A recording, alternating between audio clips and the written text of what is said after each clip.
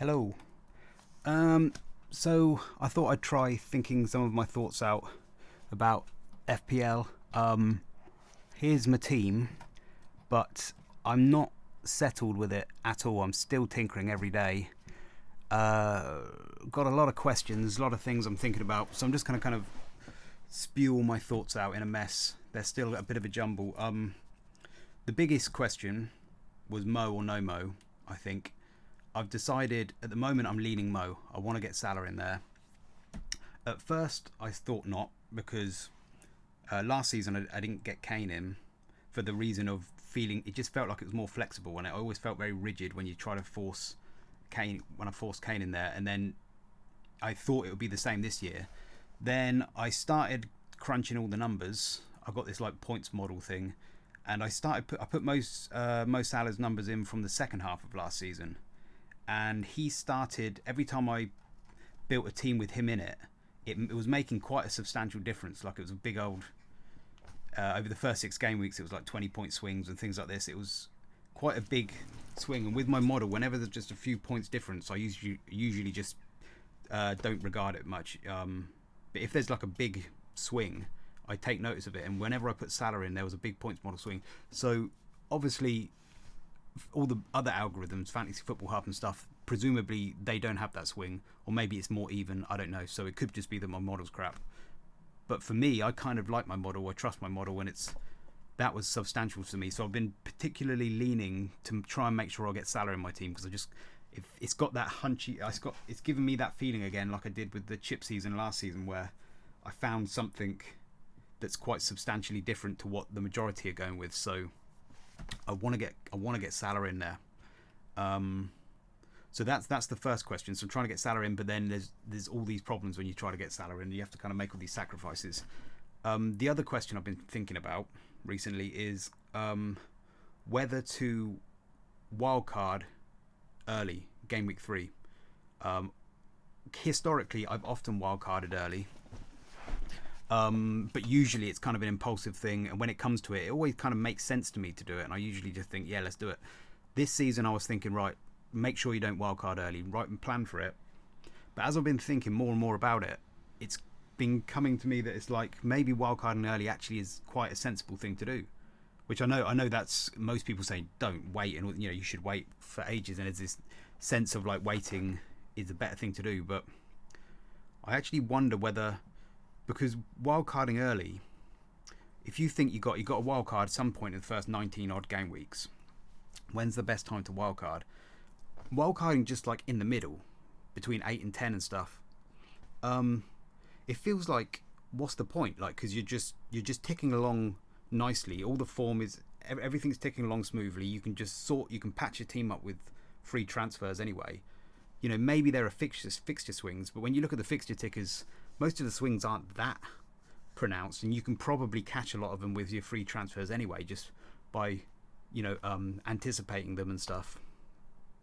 What you're looking for to use a wildcard, it seems to me the optimal time is some kind of time of, like, I don't know, crisis, some kind of time when there's going to be a lot of swings, wholesale changes to your team that you need to make. I mean, a fixture swing is a fine time to use a wildcard, but there is that game week 18-19 when Man City has a blank against Brentford, and that's not a bad time. But I'm just starting to think wildcard 3, right? So we've got all this unpredictability. There's all this kind of sense of like, well, what the lineup's going to be and who's going to play where, and by about game week 3, we'll know. We'll have much better clues of what things are going to be. Not certain, and obviously again, wait until 4, 5, 6. You get better data then, but you're going to have much more of a clue of who's going to be playing after a couple of game weeks.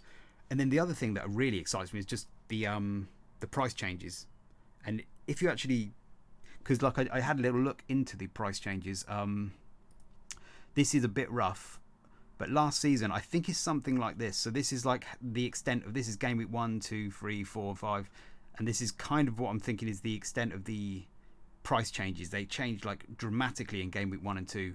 I should just say that the game week 1 and 2, I've only got the data for a game week 1 and 2 together, not separated, so I don't actually know how they separate. That was just my guess at separating. It's probably something like that. It could be that game week 2 is more than game week 1. I don't know, but I'm just guessing it's probably something like that. But all of this with game week 3, 4, 5, and the game week 1 and 2 is minus 48.6 or something like that.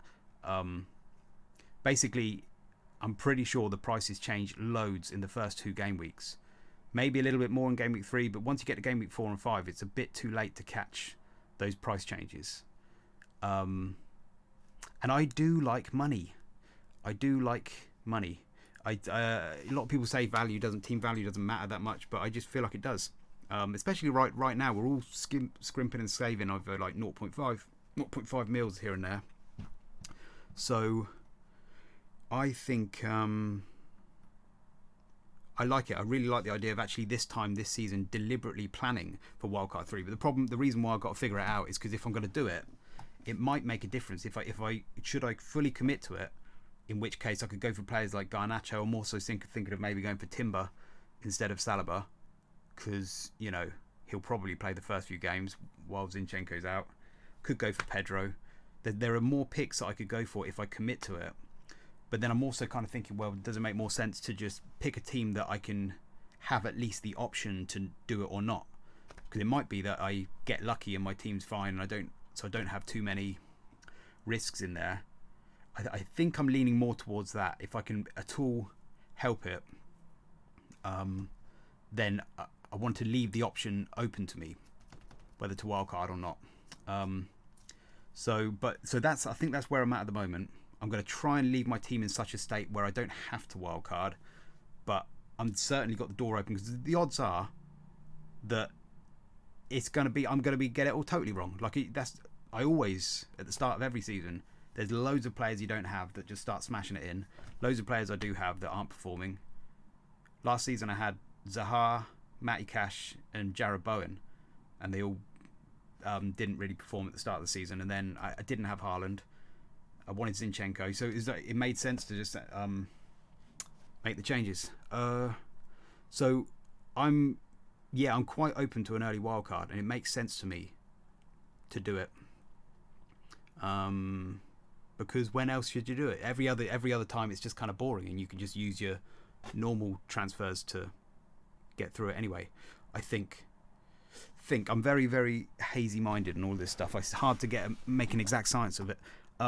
Another part, I want to just go through all the players in a minute, but there was this other part that I might talk about, which is this season. So I've got this model, and you can quantify a lot of things. I'm listening to people talking about this player or that player, and this player's got more minutes, and there's the added minutes time, and it's like this guy's got XG this and XA that. All of this stuff is quantifiable. All of this stuff, so you can put a number on it and just stick it through the numbers, and that's what I've done with my model, and that's how I try to kind of work, to stick to the numbers. But there is a whole aspect to FPL that is unquantifiable, I think, or unless insurance firms probably has ways of putting numbers on it, then there may be ways to quantify it. And it's like all the unpredictability of what's going to happen in game week 1 and 2, or all the surprises, all the injuries, all the things that could happen. There's so much unpredictability, and so how do you quantify that? And also, what's a good strategy for containing that risk factor? Some people talk about having a structure in their team that's flexible, and I don't really know what that means, like having a flexible team, because sometimes I feel like what people mean when they say they have a flexible team is that they're 1 transfer away instead of 2. But if you don't care about just being 2 transfers away, then everybody's flexible. Like you can just downgrade one, upgrade another. What does it really mean? I'm just trying to question it, because this is why last season I didn't go for Kane, because I wanted a flexible team, and there is something intuitive about it, about having. I don't know. It feels flexible. It feels fluid. So there may be an intuition there that's right. But I'm just kind of questioning it. I always kind of prod things sometimes, and I'm trying to kind of think, is that really true? What does flexibility really mean? I've seen some videos about price points, and there's something that makes sense about that. Like you've got each player, each price point. But then what does that really mean? If you've got a 5 million player, and you're thinking, oh, I've got my nice 5 mil price point, right? But if you want to sell that player, switch in another 5 mil, the odds are the reason why you want to sell them is because they're going to be going down in price. They're rubbish. They're probably going to go down in price. The person you want is probably going up in price. And if you don't do an early transfer, which a lot of people say you shouldn't, you should wait for info, then the odds are you're going to be selling a 4.9 for a 5.1, and your price point plan has just gone down the drain because you're outpriced from that 5 mil. So unless you've got money in the bank, that's makes sense, but then you've only got enough money to do a few of those. Again, I don't know how this actually works in practice. So the price point thing, I was just thinking, does that, again, it's one transfer you're thinking, and it's like, if you just think in terms of 2 transfers, the odds are you're going to want to do 2 transfers. There's going to be somebody in your team you want to get rid of, and there's going to be somebody not in your team you're going to want, and it's unlikely they're going to be at the same price point. One thing I was thinking is, instead of price points, what if your team was very flat, rather than having all the different price points? They're all very flat. What it would mean was that when you have a choice of who to downgrade and who to upgrade. Would that be a better way to do it? I don't know if it is, but I'm just thinking, like, would that be a better way to do it? Your team's very flat in price. Then, if you've got like loads of 8 mil mids, you can just choose which one is rubbish, and you can choose which player who's less than 8 mil, who's doing good, you want. That one goes down, and then you can choose the player who's doing well, who's above 8, and that one can go up. And you've got more choice. Whereas if you've got all the price points, then like with my team, if I want to make money, it's like I have to sell either Salah, Rashford, or Saka.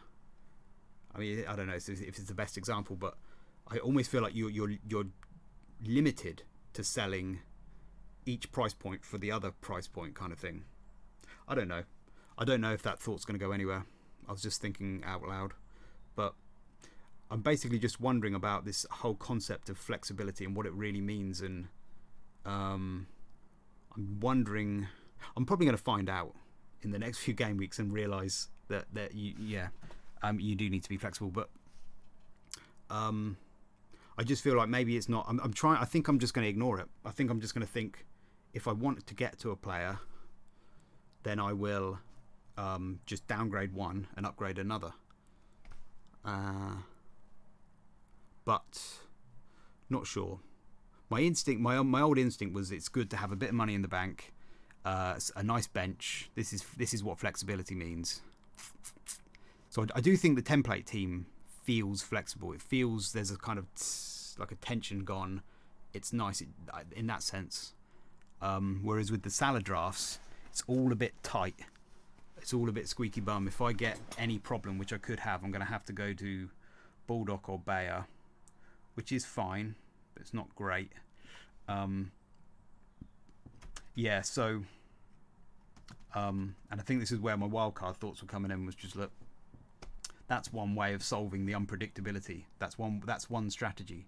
You could just do a wildcard when you got the more info. Anyway, so not sure where those thoughts are going, but let's have a look at my team then. So basically, to get Salah in your team, you need to scrimp and save quite a lot. So starting in the back, I'm quite happy with Johnston, and that'll be Turner, hopefully, if all goes well. Don't know what I'd do if Turner isn't a Nottingham Forest player tomorrow, but let's see. I think Onana's a fine pick. My model actually had Johnston as a better pick than Onana anyway. Now, I don't know about that, but Crystal Palace's defence has actually been really good. You can also go for Pickford, is another one. But basically, under Hodgson, in the last 10 game weeks, Crystal Palace had the lowest XGA in the whole game, in the whole Premiership. Now, obviously, they played very easy fixtures then, but it's still pretty impressive. At the end of the season, as a whole, they had the 4th best. I don't know where it is now. I've got rid of it. Premier League. They had the 4th best XGA in the season. In the 4th best there, 4th lowest XGA out of everybody at the end of the season. That's pretty good, isn't it? So I'm kind of looking at Hodge and thinking, and so they were like 1.4 XGA, and then when Hodge took over, he got them to 0.8. Again, easy fixtures, but at least it's showing that he's having an effect, and they look like a good defence. Whereas under Dyche, Everton, before Dyche came along, they were like 1.68. Under Dyche, they actually went down to 1.79, and in the last 10 game weeks, Everton are actually 1.88. So they basically got worse and worse throughout the season. Everton's defence, even under Dyche, started off at 1.58, ended up at 1.88. So this idea that Dyche has got a reputation for being good with clean sheets and good with defence. He might have, and in pre-season, Everton looked like they've got a lot of clean sheets now. Maybe they've turned a corner, but there is a sense of like, well, he's had 17 game weeks to sort it out, and he didn't. He made it worse. I say he made it worse. There's lots of factors, but so I'm a little bit unsure about the Everton defence, but they could. It is Dyche. And maybe, and they have got a good pre-season, so maybe they'll turn it around. And maybe Hodge will ruin it, and Crystal Palace will get worse. But anyway, I'm kind of sticking with Crystal Palace there. I'm just going to go with that. It's 4.5. He looks all right, but Onana's good as well. Man United is pretty solid. They had the most clean sheets last season, so that's fine. But you've got to find money when you're trying to get Salah in. So I'm happy with that. Defence is another one that's like, I feel like there's so few options that I actually like. I think it's only like 4 or 5. Gabriel and Estepinian, everybody's got. I like them too. They're fine. The only other 2 I like, or maybe 3, there's another person I think of now, but it's like Saliba and Shaw. They're like the only other 2 defenders who I like. Saliba, Arsenal again, good fixtures. I think they'll be alright. I'm pretty happy with that. 5 mil. Shaw is nailed. But everybody else, like Stones and Diaz, Ruben Diaz, a lot of people going for, but I don't think they're as nailed as people think. I mean, they're probably nailed, but I still think they'll be playing like 5 out of every 6 games or 6 out of every 7 games. I look back through Sofa Scores, all of Sofa Scores, the team lineups for Man City for last season, and there was nobody nailed. The only person who was nailed was Cancelo. And this was why everybody bought Cancelo, because it was like he's the only person who's nailed in that team in the Man City defence, him and Ederson. But then we found out even Cancelo wasn't nailed. But so this idea that Ruben Diaz is nailed, I'm not so sure about that, unless I've missed something, But based on last season, they were still switching around quite a lot, and I don't want a defender who's only going to play 6 out of every 7 games or something, because the defenders who play every game they can beat that sometimes. I want to play who plays every game, and especially with Pep, you never know if it's going to be 1 in every 7 games that they'll miss, or it's going to be a big phase of like 4 or 5. Who knows? So that's that.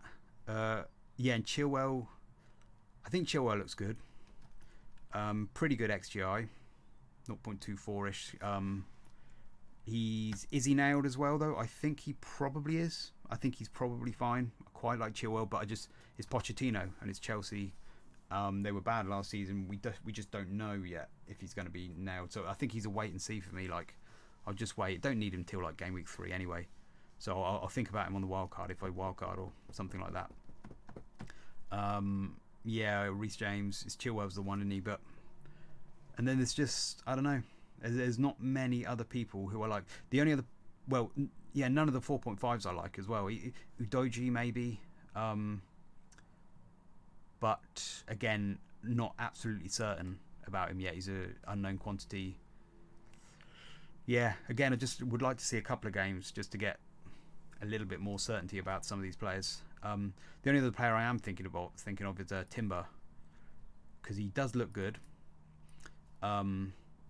He is more attacking. He can play the kind of inverted fullback role, so he will be more attacking. He's going to have the first couple of games pretty safe, I think. And if I commit to a wild card early, then he's a good punt to just go with. He's better than Saliba.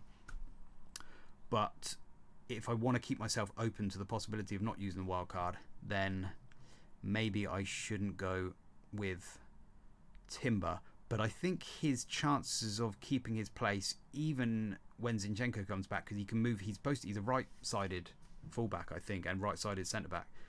So he could take White's place. He could even be better than Zinchenko, who knows. So I think there's a fair chance he'd keep his place anyway, so it might be a punt that I'm just about willing to take, especially as there's a very likely chance I'm going to wildcard anyway. So I may start Timber. It's the safe pick is Saliba, but I could go Timber. And see, now this is another thing I've been thinking about as well, is like this whole topic of like, do you go safe or do you take a risk? This question of like, where do I want to finish in FPL? Would I be happy with just a nice top 100k, or maybe just another top 500k or something? Or do I want to go for broke? Do I want to go for it and see if I can get into the top 1,000 or something, or just languish in the millions? How do you want to play? Do you want to go all or nothing, or just have a steady thing, steady rank? And there's a lot of little decisions like that where I'm thinking, do I take that gamble and go for the high upside players who are a bit riskier, or do I just keep it proper safe all the time? And I think I like to gamble a little bit. According to FPL Review, my outcome variability slice of their pie that they have was like max. Now, I don't actually think of myself as that. I don't feel like I take that many risks. But I do like to... I don't like going to the template too much. I shouldn't... It should be about points. At the end of the day, I should just be going for points, and that is what I'm trying to do. I don't really want to be swayed by template or non-template. I just want to be focused on points. So if I have a template pick, then that's fine. I'll just go with it. Because at the end of the day, the goal is to get the most points in this game.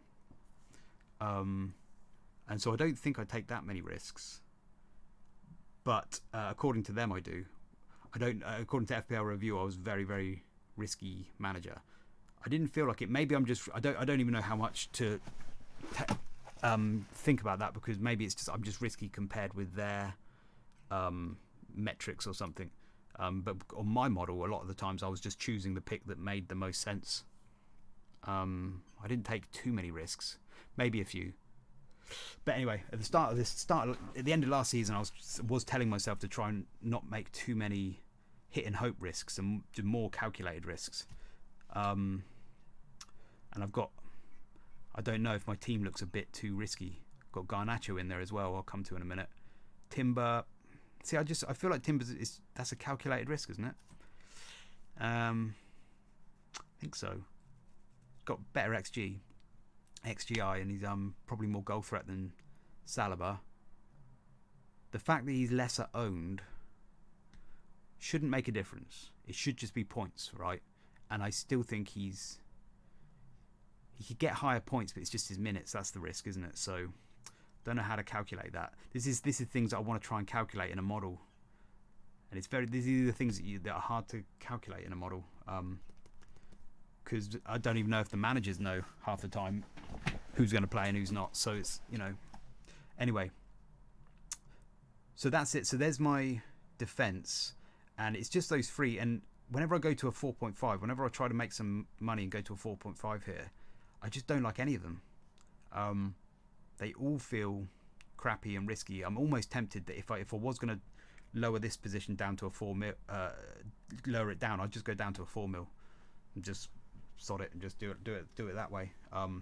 But I don't really want to do that. So I've been very locked in with that goalie and those goalkeepers and those three defenders, and then Timber or Saliba, and then 2 4 mil benches. The 4 mils aren't too bad. They look like they're going to play. I think Burnley could be half decent defensively, so that's okay. So that defence feels kind of locked for me as well. It's just Timber or Saliba. Come to the midfield in a minute. Haaland up front. So the forwards. I'll just say as well, I think the formation, you want to go 3 at the back as well, because it is going that way. That the defence seem to be the ones who are scoring the least amount of points, and then with the extra time as well, I think do I want to get into this now? There'll be less clean sheets, but more. The defenders I don't think will be affected that much. Less clean sheets, but they'll get more points for goals and assists. There'll still be chances for like Gabriel to come up at the last minute to get a header in and things like this. Ever so slight. I don't think it'll make a massive difference. But defenders, I'll just show you this then. So where did I do it? It was here. the amount of FPL points that defenders get, the proportion of those points that are to do with clean sheets is quite small. It's like for some people it's 20%, 30%, sometimes up to like 48% there, but it's, on average it's like 30 odd percent. That is the amount of their FPL points from all these defenders all throughout the years. That's the proportion that comes from clean sheets, and that includes the clean sheets points that you get in your bonus points as well, I think. So it's something like that. On average about 30 odd percent. So most defenders get most of their points not from clean sheets anyway. It's from attacking returns. But it does make me think, well, you probably want to try and focus a little bit more on attacking defenders if you can, rather than any of these defenders where you're getting all your points just from clean sheets. It's maybe even more so now you should try to focus on the attacking defenders, because I mean most of the people at the top of this list are generally more attacking. James, I mean Shaw's there, but they've got Chilwell, Trent, some Robertsons, Estepinian. Slightly, it's not much in it, but slightly more lesser attacking peoples down the bottom. But I think there's not much in it. I don't think you need to overthink it too much, but that's kind of where I'm leaning. So maybe I should go with Timber. Anyway, up front. So I think 3 at the back sounds good as well. And also your benches, you can get 4 millions on your bench instead of 4.5, so you save money there.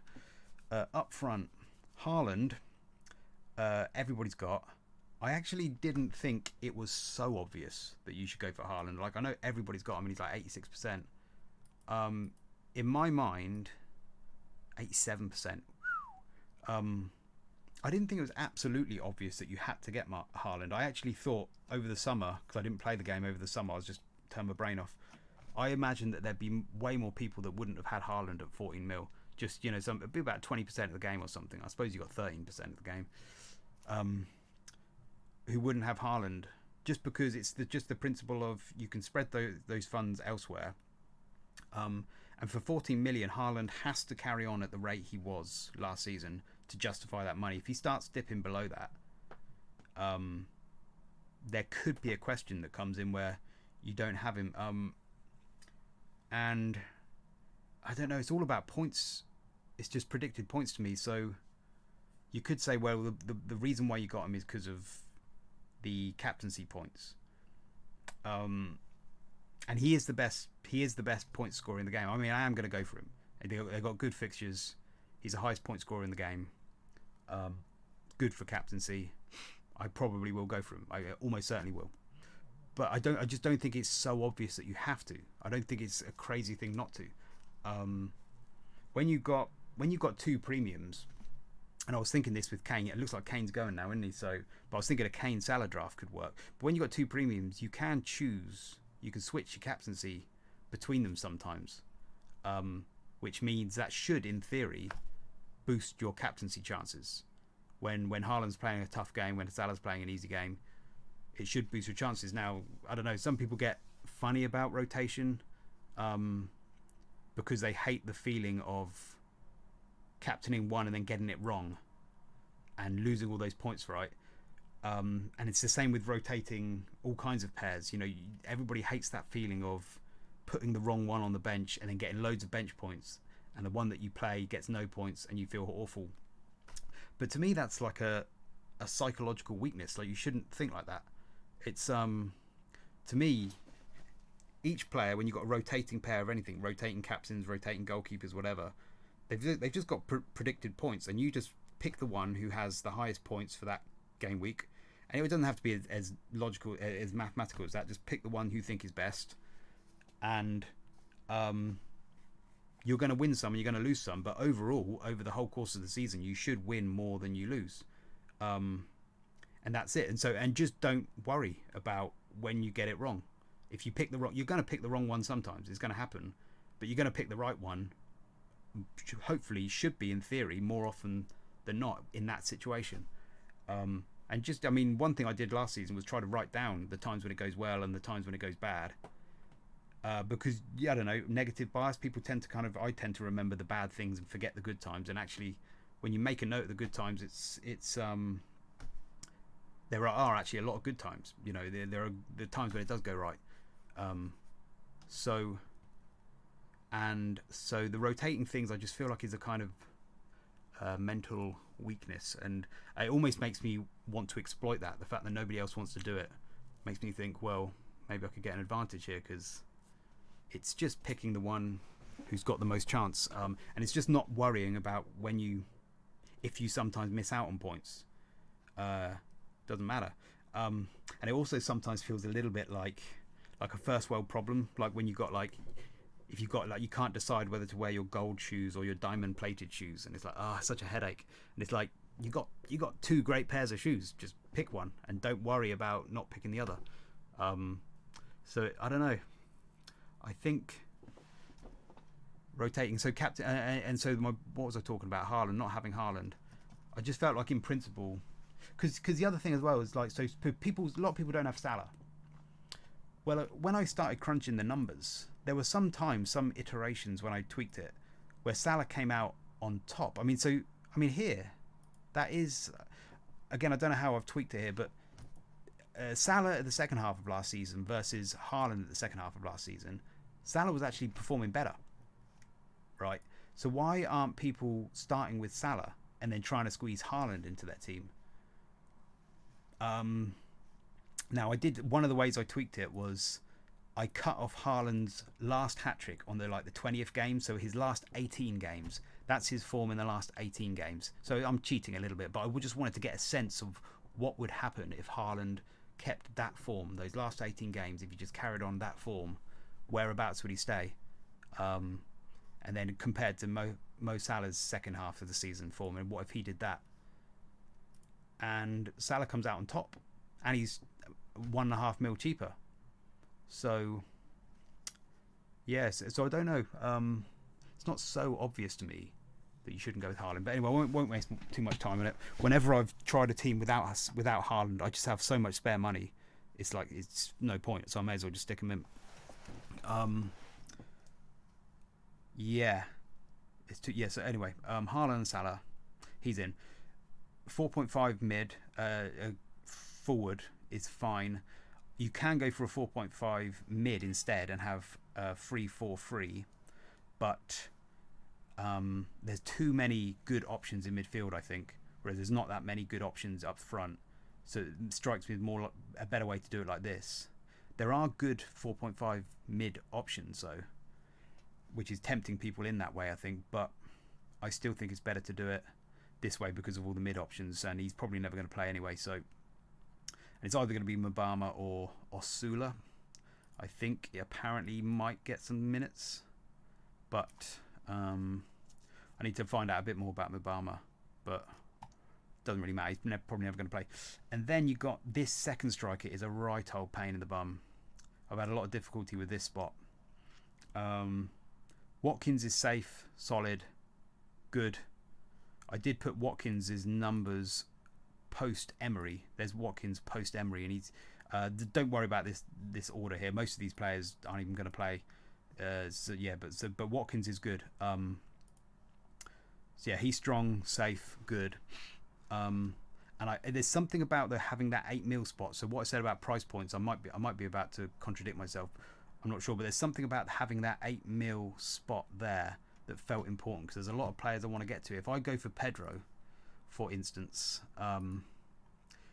Pedro's third highest. Everybody's picking him now. Everyone's going for Pedro now.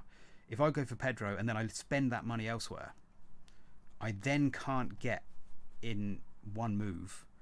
And I am thinking one move, especially if I'm starting thinking about wildcarding free. One of the people I've got my eye on is Darwin against Bournemouth. And I don't want to lock myself out from that. If I've got 3 million there, so I could get to him. But there are some times in my draft when I had, like, instead of Garnacho, I had Mbeumo in there. And in that situation, if I go for Pedro up front, 1.5 mil, I can't get to Darwin. There were other times I think I had Martinelli as well. So I think when I had Martinelli there as well, it was basically I had the exact money to get to Darwin, but if he goes up 0.1, I'm locked out of him.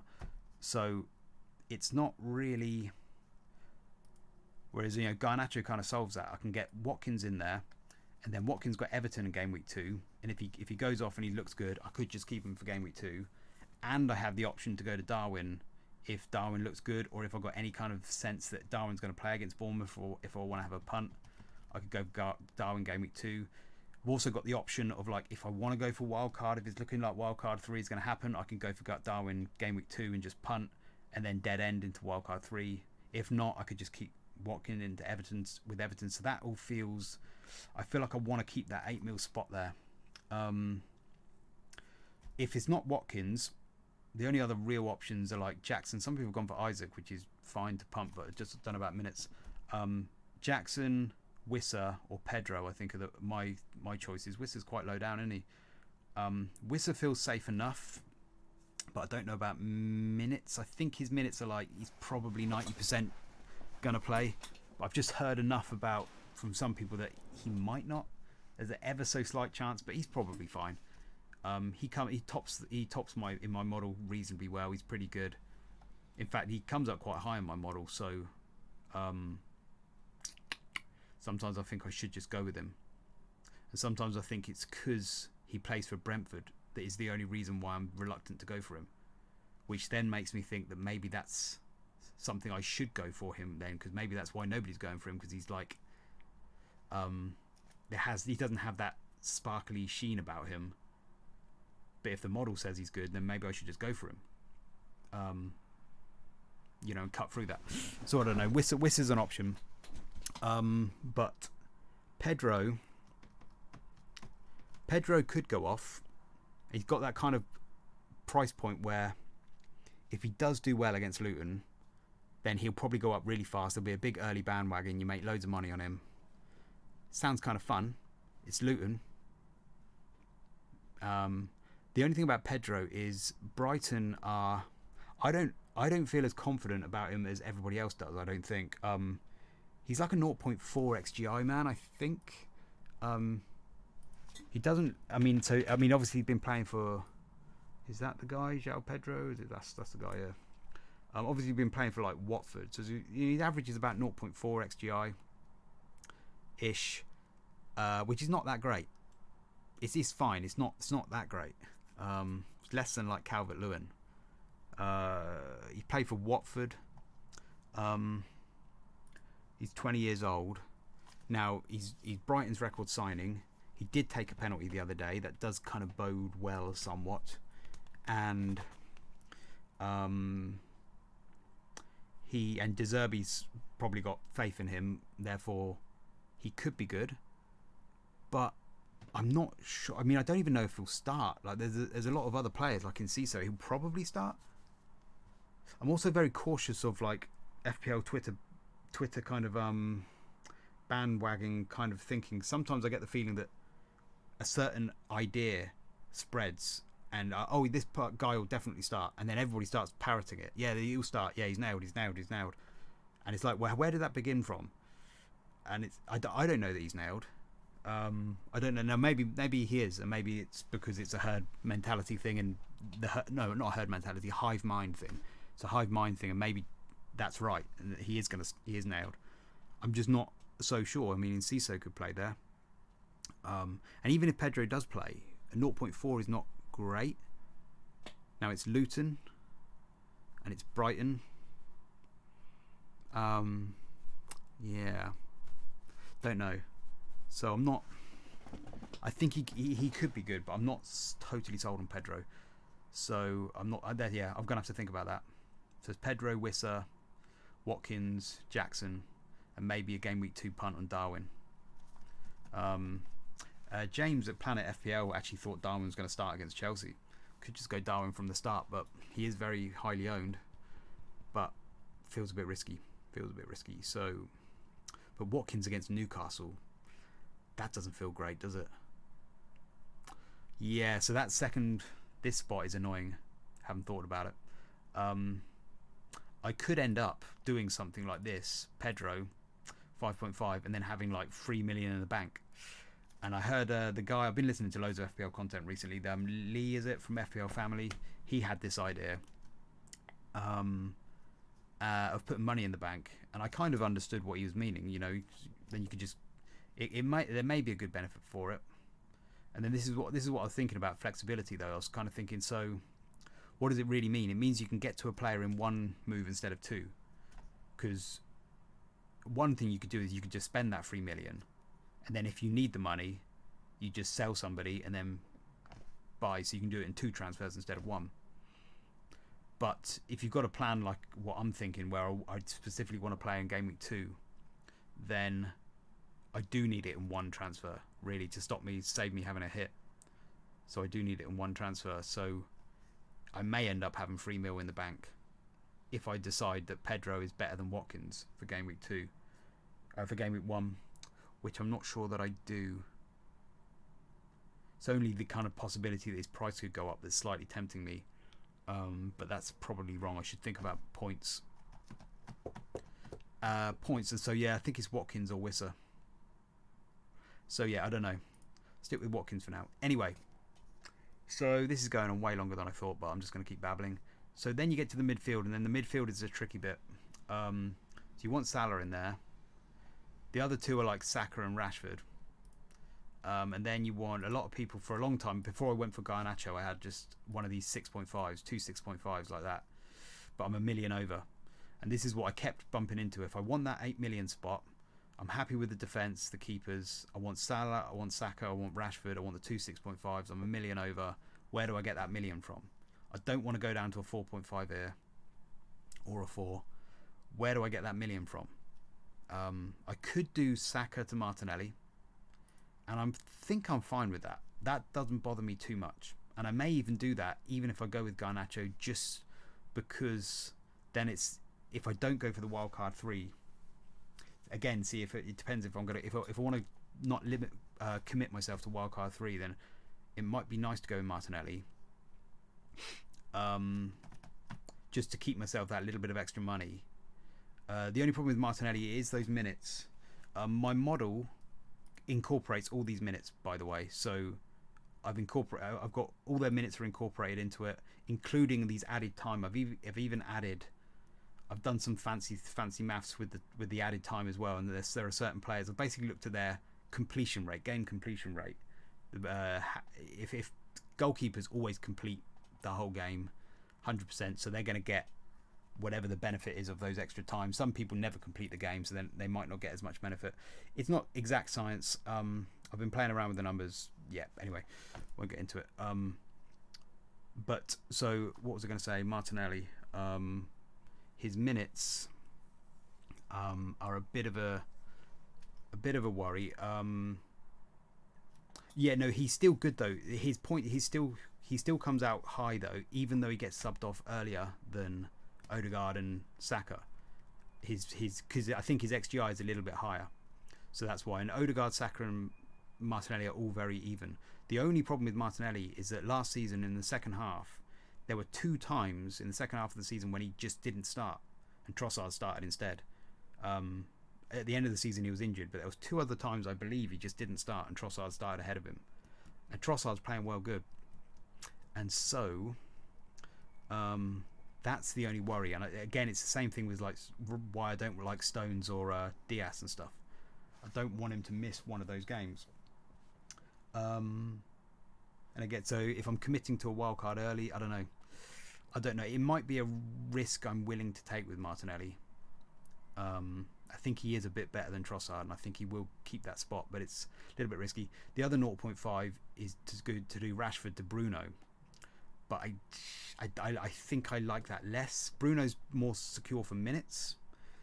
I think he's on penalties probably. But last season, like, he had really good XGI, but he wasn't converting it. Probably because Man United weren't converting his chances, but not much has changed, really. I don't think so. I've always just been a bit... Bruno Fernandes is one of those players that I feel like the FPL community like a little bit more than I do. I still rate him. I still think he's good, and for 8.5 is a pretty good price. But I always just feel a little bit like the community like him more than I do. And there was a big period last season when everybody jumped on him, and he just blanked, didn't he, for like 10 game weeks in a row or something. He went on a massive blank phase, and I kind of, that was how I kind of felt like he would. I don't know. So I'm a bit... I don't know what it is about Bruno Fernandes. He's got massive XGI, really high, but he just doesn't seem to convert that much. And maybe it's something to do with Man United. So anyways, yeah. So I don't think I want to go Bruno. So anyway, I think I'd rather go Saka and Rashford. So what do? The only other option is to go down. I don't want to get rid of Matoma. Matoma just keeps appearing really highly in my models. He comes up in the first 2 game weeks he's like second to Salah for some reason. I do sometimes wonder whether my model might be slightly wrong, but he keeps appearing really high. So I think I like Matoma. But Garnacho is one possible option that I could go to. I did toy with Foden at one point. I think I was thinking of going to Saka to Foden, but I've gone off that idea now. Not just the Community Shield, but you go back through last season and Foden wasn't played that much, and I don't know what it is with Pep and Foden. I don't know. And I don't even know if Foden is miles better than Saka, Martinelli, Odegaard. I think he's a little bit better. Conversion rate seems to be pretty good. But, I mean, his XGI is on it. Let's have a look.